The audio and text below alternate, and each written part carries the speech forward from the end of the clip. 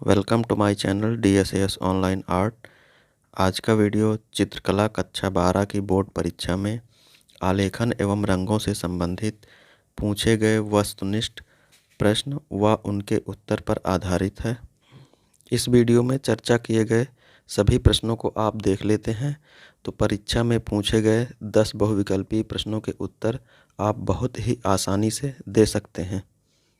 आइए देखते हैं। हमारा पहला प्रश्न है, छत के केंद्र को अलंकृत करने के लिए कौन सा आलेखन चित्रित करना चाहिए? केंद्रीय आलेखन। यह प्रश्न दूसरी तरह से भी पूछा जाता है, सीलिंग के मध्य को अलंकृत करने के लिए निम्नलिखित में से कौन सा सटीक आलेखन होगा? तो उसका भी उत्तर केंद्रीय आलेखन है। किनारी डिजाइन का उपयोग किया जाता है साड़ी की किनारी बनाने के लिए। अगला प्रश्न है, सर्वोत्तम रंग संगत कौन सी होती है? तो सर्वोत्तम रंग संगत होती है विरोधी रंगों की संगति। आइए इसको जानते हैं, विरोधी रंग क्या होते हैं। जैसा कि आप देख रहे होंगे, आपके सामने एक वर्ण चक्र दिया हुआ है। इस वर्ण चक्र के अनुसार आमने सामने के जो रंग होते हैं विरोधी रंग कहलाते हैं। जैसे लाल का विरोधी हरा, नीले का विरोधी पीला। यदि आमने सामने के रंग विरोधी कलर इन रंगों को हम आलेखन में भरते हैं तो ये बहुत ही अच्छा सामंजस्य उत्पन्न करते हैं और एक दूसरे को उभारते हैं। चित्रकला में रंग के कितने माध्यम होते हैं? तो चित्रकला में दो माध्यम हैं। पहला है शुष्क माध्यम, दूसरा है आर्द्र माध्यम। शुष्क मतलब वे रंग जिनको भरते समय हम किसी भी तरल पदार्थ का प्रयोग नहीं करते हैं। जैसे कि पेस्टल कलर में हम पानी का यूज नहीं करते हैं और उनके घिस कर भरा जाता है। तो ये तो हो गया शुष्क माध्यम। दूसरा है आर्द्र माध्यम। आर्द्र माध्यम के अंतर्गत जब हम रंग भरते हैं तो उसमें उसको रंगों को पतला करने के लिए कोई ना कोई माध्यम मिलाते हैं। जैसे कि वाटर कलर में पानी मिलाया जाता है, पोस्टर कलर में पानी मिलाया जाता है और ऑयल कलर में ऑयल मिलाया जाता है। तो ये माध्यम हमारा आर्द्र माध्यम कहलाएगा। अगला प्रश्न है, फर्श के मध्य को सजाने के लिए कौन सी इकाई का प्रयोग करते हैं? तो फर्श के मध्य को सजाने के लिए फूल, पत्तियां तथा कलियों का प्रयोग किया जाता है। अगला प्रश्न है, प्राकृतिक आलेखन को किस प्रकार आकर्षक बनाएंगे? तो प्राकृतिक आलेखन को विविध समायोजन द्वारा आकर्षक बनाना है। आलेखन का सबसे महत्वपूर्ण अंग कौन सा है जो उसे संपूर्णता प्रदान करता है? तो इसका सही उत्तर है लयात्मक सुंदर रेखाएं। जिस आलेखन में जितनी ज़्यादा लयात्मक सुंदर रेखाएं होंगी वह सबसे सुंदर होगा और आलेखन का सबसे महत्वपूर्ण गुण भी यही होता है, लयात्मक सुंदर रेखाएं। आलेखन में साधारणतः किस प्रकार के रंगों का प्रयोग होता है? तो आलेखन में विरोधी रंगों का प्रयोग होता है। विरोधी रंग बहुत अच्छा सामंजस्य उत्पन्न करते हैं। अगला प्रश्न है, रजाई के आलेखन के लिए कौन सा आकार उपयुक्त रहेगा? तो आपको मालूम होगा रजाई का आकार आयताकार होता है। इसका सही उत्तर है आयताकार। गर्म रंग कौन सा है? तो गर्म रंग है लाल। आलेखन का सर्वाधिक महत्व क्या है? उत्तर है वस्तु को आकर्षक बनाना। आलेखन का सबसे महत्वपूर्ण उद्देश्य होता है किसी भी वस्तु को आकर्षक बनाना। आलेखन में ज्यामिति का प्रयोग क्यों होता है? आलेखन में ज्यामिति का प्रयोग निश्चित आकार देने के लिए होता है। डिजाइन को आलेखन कहते हैं क्योंकि इसमें प्रारूप बनाना आवश्यक होता है। सही उत्तर है प्रारूप बनाना आवश्यक होता है। रंगों का कौन सा माध्यम पारदर्शी होता है? तो जल रंग जो होते हैं यानी वाटर कलर पारदर्शी होते हैं। सही उत्तर है जल रंग। नीले रंग में कौन सा रंग मिलाने से बैंगनी बनता है? तो नीले रंग में अगर आप लाल रंग मिला देते हैं तो वह कलर बैंगनी बन जाएगा। कौन से नंबर की पेंसिल गहरी चलती है? तो बी नंबर की पेंसिल सबसे गहरी चलेगी। इसको समझ लेते हैं। एच का मतलब होता है हार्ड, बी का मतलब होता है पेंसिल की ब्लैकनेस से। एच नंबर, पेंसिल का एच नंबर जितना ज़्यादा बढ़ेगा वह पेंसिल उतनी ही हल्की होगी। इसके साथ बी बी नंबर जितना बढ़ेगा वह पेंसिल उतनी ही गहरी होती जाएगी। बी से मतलब है ब्लैकनेस। अगला प्रश्न है, बारीक रेखा बनाने के लिए कौन से नंबर का ब्रश प्रयोग करते हैं? तो दिए हुए विकल्पों के अनुसार सही उत्तर होगा 1 नंबर का ब्रश बारीक रेखा बनाने के लिए प्रयोग करते हैं। अगर यहाँ पे 0 नंबर दिया होता तो 0 नंबर सही होगा, यानी सबसे पतला ब्रश जो होता है बारीक रेखा बनाने के लिए प्रयोग करते हैं। अगला प्रश्न है, आलेखन के लिए कौन सा आकार उपयुक्त नहीं है? तो कोण जो होता है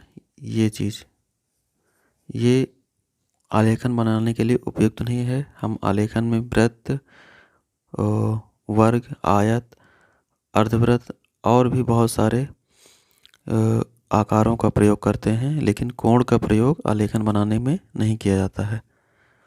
अगला प्रश्न है, फैब्रिक पेंटिंग के लिए कौन सा माध्यम उपयुक्त है? तो एक्रेलिक रंग जो होते हैं ये सूखने के बाद छूटते नहीं हैं, इसलिए इन रंगों को फैब्रिक यानी कपड़े पर प्रयोग किया जा सकता है। और भी बहुत सारी सरफेस हैं जहाँ पर इनका उपयोग बहुत अच्छे से किया जा सकता है क्योंकि ये छूटते नहीं हैं। सही उत्तर है एक्रेलिक रंग। अगला प्रश्न है, ज्यामिति डिजाइन का अधिकतर प्रयोग किया जाता है? तो ज्यामिति डिजाइन जो है इसका अधिकतर प्रयोग जो इस्लामी वास्तुकला चित्रकला है यानी मुसलमानी अलंकरणों में इसका प्रयोग ज़्यादा किया जाता है। आधुनिक भारतीय चित्रकला का प्रथम चित्रकार किसे माना गया है? इसमें अवनींद्रनाथ गलत दिया हुआ है, ये उत्तर गलत है। सही उत्तर है रविन्द्रनाथ टैगोर। रविन्द्रनाथ टैगोर को आधुनिक भारतीय चित्रकला का पितामह भी कहा जाता है। आपके सामने भारतीय चित्रकला इतिहास की सबसे प्रमाणिक पुस्तक रखी हुई है और इसमें दिया हुआ है रविन्द्रनाथ ठाकुर को आधुनिक भारत का प्रथम रचनात्मक चित्रकार माना गया है। रविन्द्रनाथ एक समर्थ साहित्यकार, संगीतकार व कुशल चित्रकार भी थे। तो इस प्रश्न का उत्तर है रविन्द्रनाथ टैगोर। यदि आपसे पूछे आधुनिक भारतीय चित्रकला की प्रथम महिला चित्रकार हैं तो अमृता शेरगिल हैं, और यदि आपसे पूछता है आधुनिक भारतीय चित्रकला का प्रथम चित्रकार कौन है तो अब आपका उत्तर रविन्द्रनाथ टैगोर होगा। अगला प्रश्न है, राजस्थानी चित्रकला के उद्भव और विकास में किस शैली की प्रमुख भूमिका रही है? सही उत्तर है मेवाड़ चित्रशैली। मेवाड़ चित्रशैली से ही राजस्थानी चित्रकला का विकास हुआ है। अगला प्रश्न है, चारकोल क्या है? तो चारकोल ग्रेफाइट होता है और ये जो पेंसिल की लीड बनी होती है यह ग्रेफाइट से ही बनी होती है। तो सही उत्तर है ग्रेफाइट। अगला प्रश्न है, पेस्टिल रंग किस प्रकार के होते हैं? तो पेस्टिल रंग की विशेषता निम्नलिखित में से क्या है? सही उत्तर है अस्थायी। ये जो कलर आप देख रहे हैं इन्हें ही पेस्टिल कलर कहा जाता है और इनका प्रयोग हम चित्रकला रंग भरते समय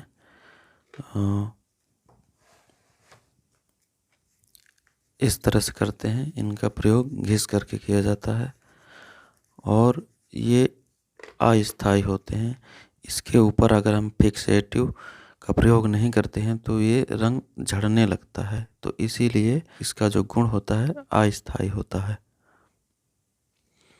अगला प्रश्न है, समकोण त्रिभुज किसे कहते हैं?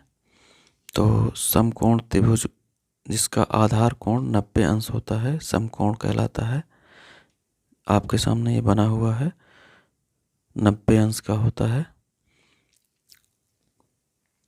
अनुकूल रंग संगति में कितने रंगों का प्रयोग करते हैं?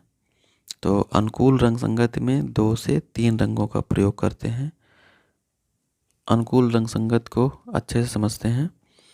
यह जो वर्ण चक्र दिया हुआ है इसमें यदि आप लाल रंग और नारंगी रंग या फिर पीला, इसमें से 2 या 2 से 3 कलर यदि आप पास पास के रंगों का प्रयोग करेंगे तो वह रंग संगत अनुकूल रंग संगत कहलाएगी।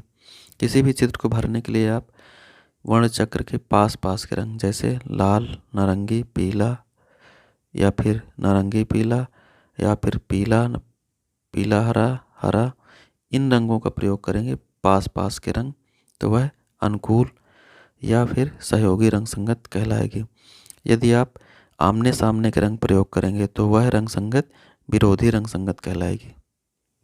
अगला प्रश्न है रेखा क्या है? तो रेखा है दो बिंदुओं के बीच की दूरी। जैसे कोई बिंदु ए दूसरा बिंदु बी दिया हुआ है तो उन दोनों के बीच की दूरी जो होगी वह रेखा कहलाएगी। कौन सी पेंसिल से बनाई गई रेखा अधिक काली होगी? एच का मतलब होता है हार्डनेस, बी का मतलब होता है ब्लैकनेस। जिस पेंसिल का एच पॉइंट जितना बढ़ेगा वह पेंसिल उतनी हल्की होगी, और जिस पेंसिल का बी नंबर जितना बढ़ेगा वह पेंसिल उतनी ही काली होती यानी गहरी होती चली जाएगी। तो सही उत्तर होगा 2B। निम्नलिखित में से द्वितीयक रंग कौन सा है? तो जब हम प्राथमिक रंगों को मिलाते हैं तो उससे ही द्वितीयक रंगों का निर्माण होता है। तो हमारा इसमें उत्तर होगा नारंगी कलर। जो नारंगी रंग है द्वितीयक रंग के अंतर्गत आता है। द्वितीय रंगतें, अंग्रेजी में इन्हें सेकेंडरी कलर भी कहा जाता है। किन्हीं दो प्रधान रंगतों को मिलाने से जो रंग प्राप्त होता है वह द्वितीय रंगतों के अंतर्गत आता है। जैसे लाल और नीला को मिलाकर बैंगनी रंग बनता है, लाल और पीला को मिलाकर नारंगी, नीला और पीला को मिलाकर हरा रंग। इस प्रकार बैंगनी, नारंगी और हरा द्वितीय रंग कहलाते हैं। अगला प्रश्न है किसी मूल मुख्य रंग में शेड बनाने के लिए किस रंग का प्रयोग करते हैं? तो किसी रंग में किसी भी रंग का शेड बनाने के लिए आप उसमें काला रंग मिलाएंगे तो उस रंग का शेड बन जाएगा। सही उत्तर है काला। अगला प्रश्न है हरा रंग नेत्रों पर कौन सा प्रभाव डालता है? सही उत्तर है ठंडा।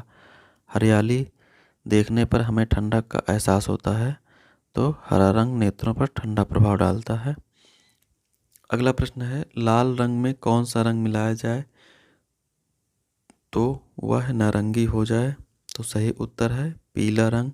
यदि आप लाल रंग में पीला मिलाएंगे तो वह नारंगी बन जाएगा। जल रंग का चित्र बनाने के लिए कौन सा कागज उपयुक्त होता है? तो इसका सही उत्तर है वाटमैन। वाटमैन कंपनी पहले जल रंग के लिए कागज बनाती थी, इसलिए कागज को वाटमैन के नाम से जाना जाता है, जो जल रंग के लिए बहुत ही उपयुक्त होता था। अगला प्रश्न है निम्नलिखित में कौन सा रंग इंद्रधनुष में नहीं पाया जाता है?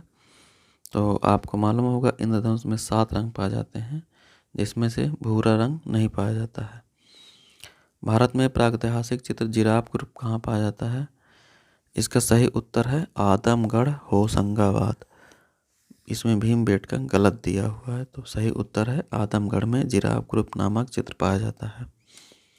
अजंता गुफा मंदिर किस राज्य में स्थित है? अजंता की गुफाएं महाराष्ट्र के औरंगाबाद जिले में स्थित हैं। अजंता की किस गुहा मंदिर के मंडप की छत पर सर्वश्रेष्ठ आलेखन प्राप्त होता है? सही उत्तर है गुफा संख्या 2।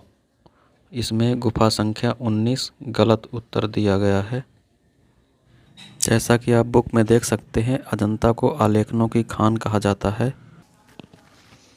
और अजंता की पहली और दूसरी गुफाओं में तमाम छतें इन आलेखनों से परिपूर्ण हैं। तो इस प्रश्न का सही उत्तर है गुफा संख्या 2। दो शोकाकुल नारी भित्ति चित्र कहाँ अंकित है? सही उत्तर है बाघ गुफा में। भारतीय चित्रकला में मानव आकृति का आदर्श प्रमाण क्या है? सही उत्तर है 108 अंगुल। अगला प्रश्न है मोनो कलर योजना किसे कहते हैं? जब किसी भी चित्र को रंगने के लिए एक ही रंग का प्रयोग किया जाता है तो उसे मोनो कलर या एक रंग योजना कहा जाता है। उत्तर प्रदेश में राज्य ललित कला अकादमी कहाँ है? सही उत्तर है लखनऊ में। निम्नलिखित में तटस्थ रंग कौन सा है? तो तटस्थ रंग 2 रंग होते हैं, एक होता है सफ़ेद, दूसरा होता है काला। तो विकल्प के अनुसार सफ़ेद रंग तटस्थ रंग के अंतर्गत आता है। वारली भित्ति चित्र का संबंध किस राज्य से है? तो वारली भित्ति चित्र का संबंध महाराष्ट्र से है। इसमें इसका उत्तर गलत दिया गया है। सही उत्तर है महाराष्ट्र।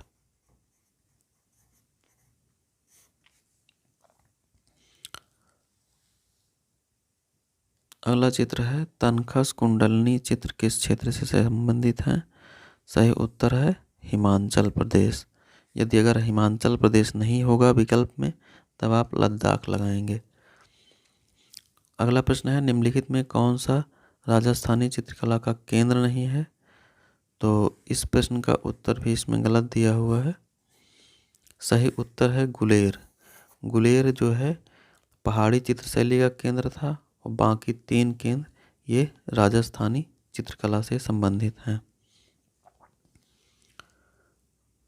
किसके शासनकाल में हमजानामा का चित्रांकन हुआ था? तो हमजानामा का चित्रांकन हुमायूं के समय प्रारंभ हुआ था और उसका अधिकतर चित्रणकार अकबर के समय हुआ था। सही उत्तर है अकबर। राजा रवि वर्मा के चित्रों का बड़ा संग्रह कहाँ मिलता है? तो चित्रा आर्ट गैलरी त्रिवेंद्रम में राजा रवि वर्मा के चित्रों का सर्वाधिक संग्रह मिलता है। अगला क्वेश्चन है खजुराहो का विख्यात मंदिर किस प्रांत में है? तो खजुराहो के मंदिर हैं मध्य प्रदेश में। ठंडा रंग कौन सा है? तो नीला ठंडा रंग है। अगला प्रश्न है बादामी गुफा कहाँ पाई जाती है? तो सही उत्तर है बादामी की लोकेशन कर्नाटक में है। अगला प्रश्न है उस भूतपूर्व प्रधानमंत्री का नाम बताइए जो चित्रकार भी था। तो सही उत्तर है वीपी सिंह। चित्रकला किस श्रेणी में आती है? तो कला को 2 श्रेणी में विभक्त किया गया है। पहला है श्रव्य, दूसरा है दृश्य।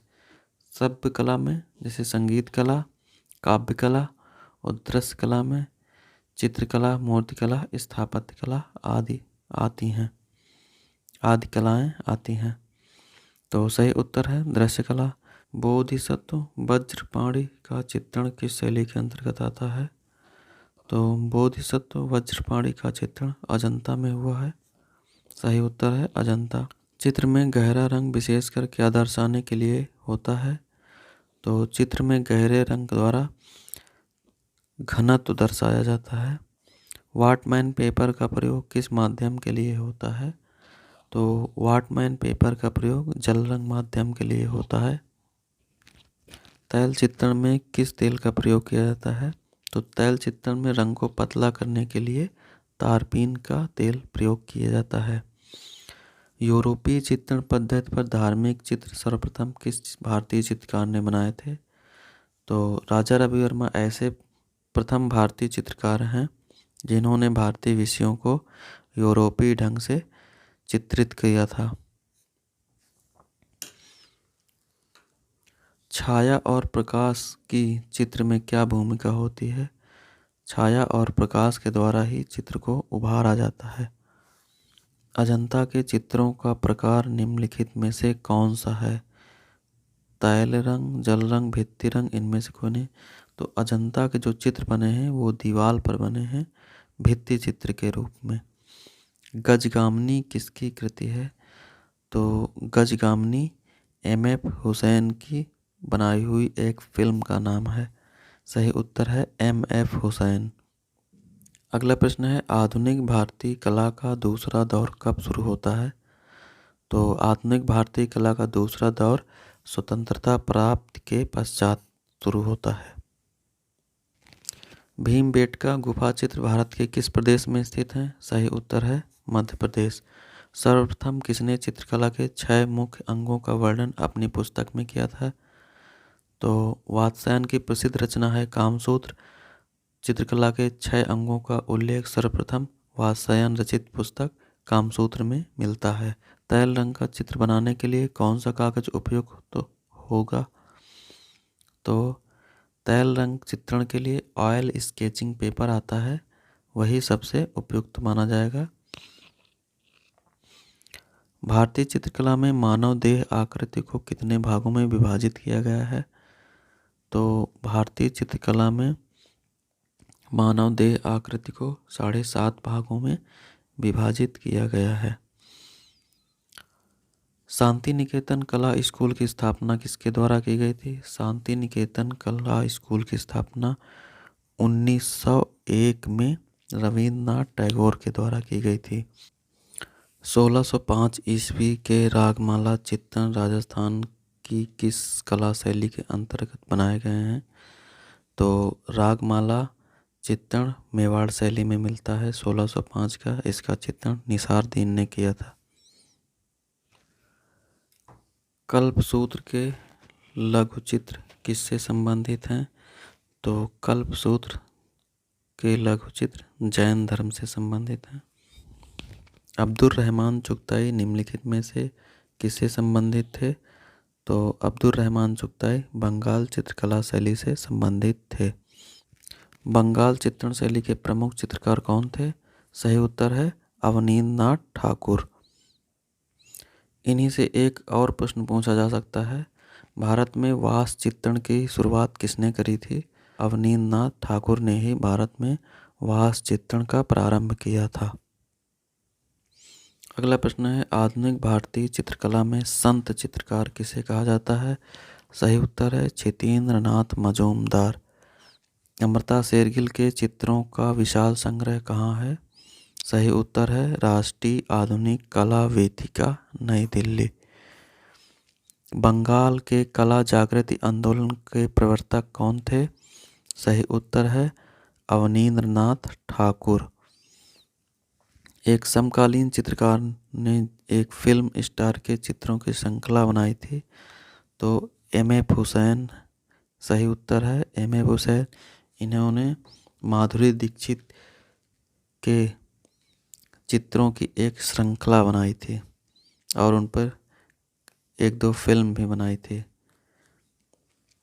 भारत में कंपनी शैली का प्रमुख केंद्र था, तो कंपनी शैली का संबंध अंग्रेज़ों से है।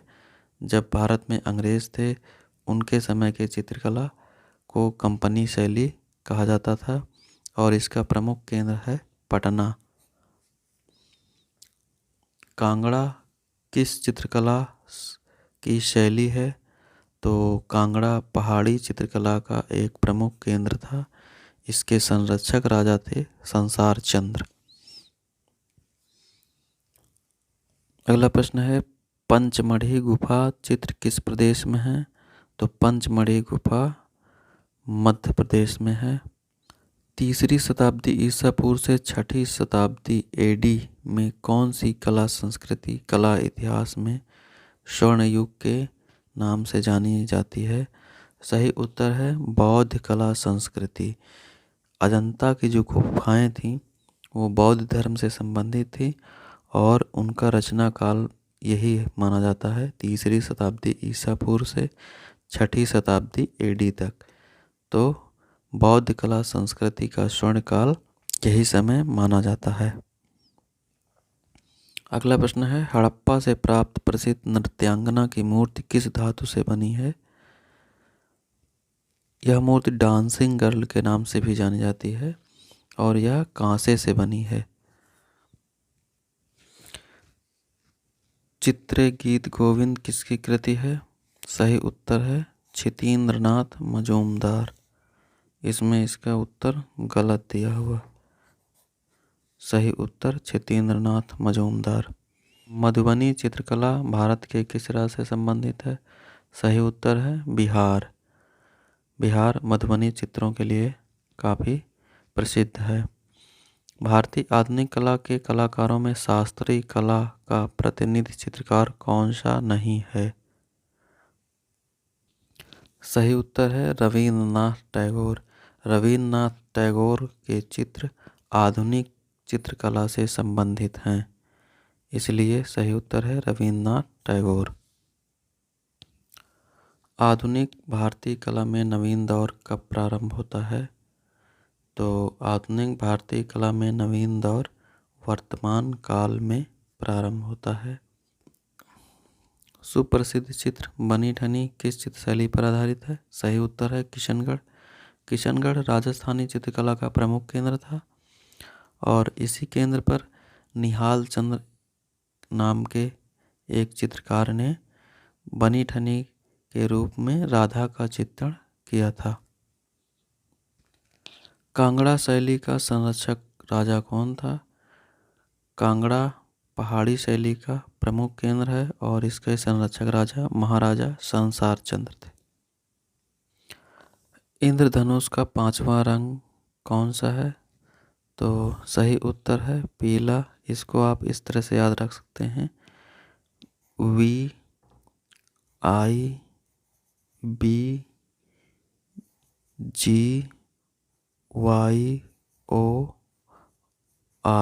अब इसको आप काउंटिंग कर सकते हैं, पहला, दूसरा, तीसरा, चौथा, 5वां, यानी येलो, पीला कलर। इस तरह से कोई भी कलर पूछता है किस नंबर पर पड़ेगा, तो इस तरह लिख के आप काउंट कर सकते हैं। प्रागैतिहासिक काल के मानव ने अपनी दिनचर्या के चित्रों को कहाँ व्यक्त किया था? तो उस समय प्रागैतिहासिक काल का मानव गुफाओं में रहता था, तो उसकी चित्रण अभिव्यक्ति का माध्यम भित्ति चित्र था। गुफाओं की जो दीवारें थी उसी पे अपने दैनिक जीवन का चित्रण किया था, गुफाओं की भित्तियों पर। सर्वप्रथम प्रागैतिहासिक चित्रों की खोज कहाँ हुई थी? तो इसका सही उत्तर है मिर्ज़ापुर। मिर्ज़ापुर में 1880 में कॉकबर्न और कार्लाइल नामक दो विद्वानों ने सर्वप्रथम प्रागैतिहासिक चित्रों की खोज करी थी और इसका सही उत्तर है मिर्ज़ापुर। इसमें गलत दिया हुआ है। भीमबेटका की खोज 1958 में वी.एस. वाकणकर ने की थी। वी.एस. वाकणकर। इस प्रश्न का सही उत्तर है मिर्ज़ापुर। यदि पूछता है सर्वप्रथम प्रागैतिहासिक चित्रों की खोज कहाँ और कब हुई थी, तो मिर्ज़ापुर 1880 कॉकबर्न और कार्लाइल ने की थी। अगर पूछता है भीमबेटका की खोज कब हुई थी, तो भीमबेटका की खोज 1958 में वी.एस. वाकणकर ने की थी। बोधिसत्व पद्मपाणि चित्र अजंता के किस गुफा से में प्राप्त है?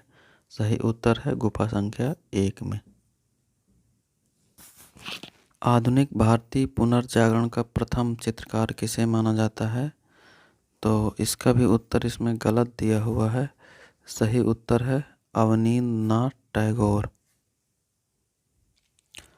आधुनिक भारतीय चित्रकला का प्रारंभ बंगाल शैली से माना जाता है और बंगाल शैली में अवनींद्रनाथ टैगोर का बहुत ही बड़ा योगदान था और इसी वजह से आधुनिक भारतीय पुनर्जागरण का प्रथम चित्रकार अवनींद्रनाथ टैगोर को माना जाता है। वात्स्यायन के किस प्राचीन ग्रंथ में चित्रकला के लिए आलेख शब्द का प्रयोग किया गया है? तो सही उत्तर है कामसूत्र। वात्स्यायन का जो प्रसिद्ध ग्रंथ कामसूत्र है उसमें 64 कलाओं का वर्णन मिलता है और उसी के तीसरे अध्याय में जो 64 कलाओं का उल्लेख किया गया है उसी के चौथे नंबर पर चित्रकला का उल्लेख आलेख्यम नाम से किया गया है। अगला प्रश्न है, जल रंग का चित्र बनाते समय किस ब्रश का प्रयोग करना चाहिए? तो सही उत्तर है सेबल हेयर गोल ब्रश। सेबल हेयर गोल ब्रश जल रंग चित्रण के लिए सबसे उपयुक्त होते हैं। जब आकृति या वस्तु का पूर्व परिचित रूप कल्पना से बिना देखे यथावत रेखांकित करना हो, उसे कहते हैं स्मृति चित्रण। स्मृति चित्रण में हम जो चित्र या कोई वस्तु पहले से देखे हुए होते हैं उसी का चित्र स्मृति के आधार पर करते हैं। अगला प्रश्न है, अनुदृश्य या पर्सपेक्टिव किस अनुभूति का बोध कराती है? तो पर्सपेक्टिव या अनुदृश्य द्वारा दूरी और निकटता का बोध होता है। अजंता गुफाओं के चित्र किस धर्म से संबंधित हैं? तो इसका सही उत्तर है अजंता बौद्ध धर्म से संबंधित है। किस मुगल बादशाह ने इलाहाबाद में अपनी चित्रशाला बनाई थी? सही उत्तर है जहांगीर ने। पूर्व मध्यकालीन अवधि की चित्रकला में पाल चित्रशैली के मुख्य विषय किस धर्म पर आधारित थे? सही उत्तर है बौद्ध धर्म। समकालीन चित्रकार यामिनी राय ने किस कला शैली के अंतर्गत चित्रण कार्य किया है? तो यामिनी राय की कला में लोक कला से प्रभावित थी और उसमें लोक कला से संबंधित चित्रण मिलता है। आज की वीडियो में बस इतना ही। यदि आप इन सारे प्रश्नों को एक बार देख लेते हैं अच्छे से तो कक्षा 12 की चित्रकला आलेखन में पूछे जाने वाले 10 बहुविकल्पी प्रश्नों के उत्तर बहुत ही आसानी से आप और सही दे सकते हैं। धन्यवाद।